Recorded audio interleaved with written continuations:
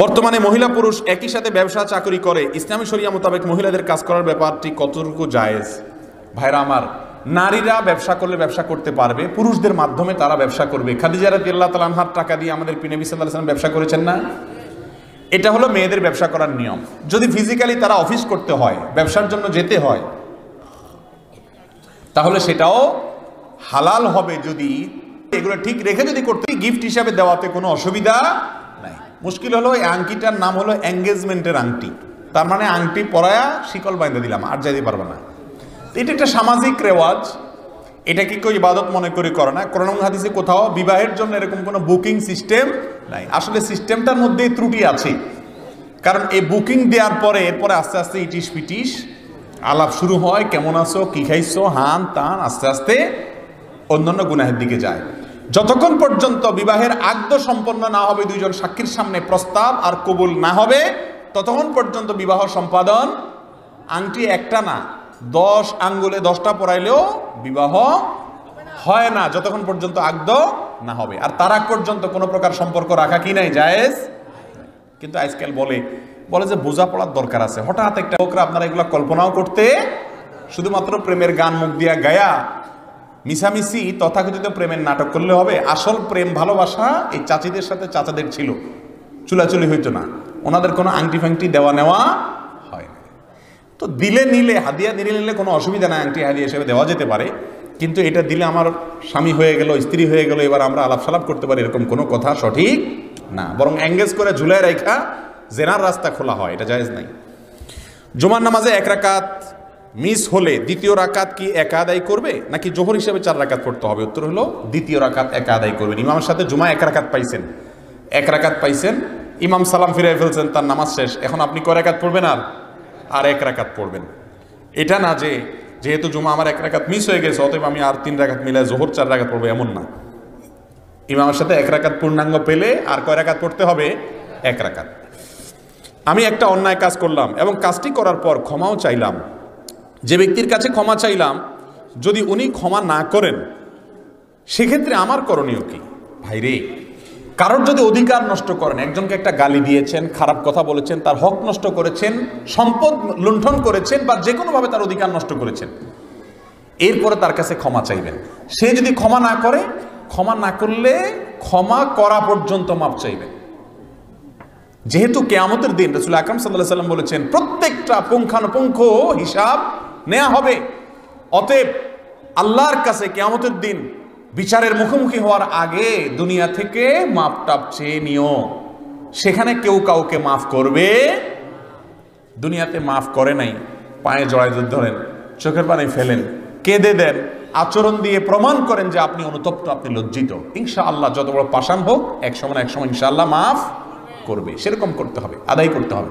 হ্যাঁ, আপনি সব চেষ্টা করেছেন, তারপরও যদি সে মাফ না করে, এত বড় পাষাণ হয়, এবার আল্লাহর সাথে লিঙ্কটা ভালো করবেন। তাহলে কিয়ামতের দিন আল্লাহ তাআলা আপনার পক্ষ থেকে তাকে সন্তুষ্ট করে তার কাছ থেকে মাফ আদায় করবেন। কথা কি বুঝতে পারছি? আমরা জানি মিথ্যা বলা মহাপাপ। বইয়ের সাথে প্রয়োজনে মিথ্যা বলা যাবে কি না? বইয়ের সাথে মিথ্যা বলা জায়েজ আছে, তবে সেই মিথ্যার ধরনটা ভালো করে বুঝেন। বইয়ের সাথে মিথ্যা বলা জায়েজ আছে, এটার মানে হলো পামপট্টিমূলক কোনো কিছু মিথ্যা বললেন, এটা জায়েজ আছে। যেমন কথার কথা স্ত্রীকে বললেন যে দেখো এত স্বাদের রান্না আমি কোথাও খাই না, যা খাই বাইরে সব মাটি মাটি লাগে আমার কাছে, তোমার হাতের রান্না সুবহানাল্লাহ। আপনার ভালো না লাগলো, এটা বললেন খুশি করার জন্য বেচারিকে। অথবা বললেন যে তুমি মানুষটা এত সুন্দর, চাঁদটা দেখলে সব মিশামিশি, চাঁদের চেয়ে তুমি সুন্দর মাশাআল্লাহ। বাসায় ঢুকে লাইটটা বন্ধ করে দিলেন। কেন লাইট বন্ধ করে দিছ? বলে তুমি থাকলে আসলে লাইট টাইট দরকার হয় না, আল্লাহ তাআলা তোমাকে এত সুন্দর বানাইছেন। এই জাতীয় তারিফ বা প্রশংসামূলক কথা যদি বলেন, এগুলো এক ধরনের মিথ্যা কথাই হয়। কিন্তু এরকম ঘুরায় মিথ্যা কথা বলা স্ত্রীকে খুশি করার জন্য জায়েজ। স্বামী স্ত্রীর সম্পর্কটা আল্লাহর কাছে কত প্রিয় যে একটু ঘুরায় গেড়ায় বললেও আল্লাহ সেটা জায়েজ রেখেছেন। হাদিসে আসছে সেটা কি আছে? জায়েজ আছে। কারণ আল্লাহ চান স্বামীর সাথে স্ত্রীর ভালোবাসাটা মজবুত হোক।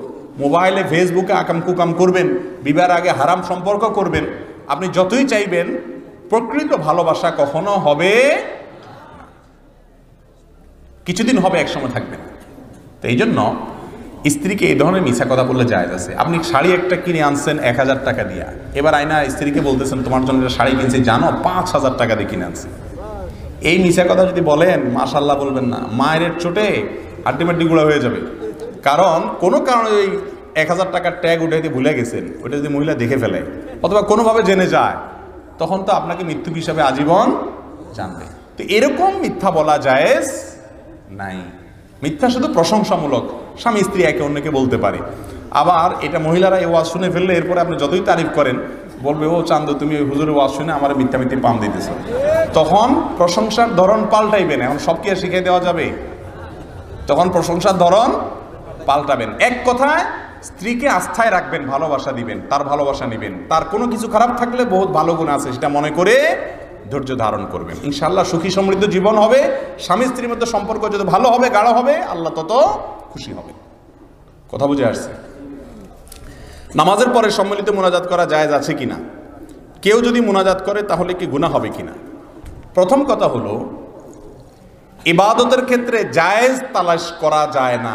ইবাদতের ক্ষেত্রে তালাশ করতে হয় সুন্নত কোনটা। ইবাদতে জায়েজ না, জায়েজ হলো দুনিয়ার কাজে, এটা খাওয়া জায়েজ কিনা, এটা বলা জায়েজ কিনা। দুনিয়ার কাজে হলো জায়েজ না জায়েজ তালাশ করতে হয়। ইবাদতের মধ্যে জায়েজ তালাশ করতে হয় না, ইবাদতের মধ্যে তালাশ করতে হয় কি? সুন্নাত। কথা কি বুঝাতে পারছি? জায়েজ মানে এই কাজটা করা যাবে কিনা, জায়েজ কিনা এর মানে হলো এই কাজটা করা যাবে, ইবাদতের মধ্যে করা যাবে কিনা না, কিভাবে করতে হবে, নবীজি কিভাবে করতে বলেছেন এটা জানতে হয়। 5 ওয়াক্ত নামাজের পরে দোয়া কবুল হয়। এই জন্য কেউ সালাম ফেরানোর পরে আল্লাহর কাছে হাত তুলে যদি কিছু চায় তাহলে কোনো অসুবিধা।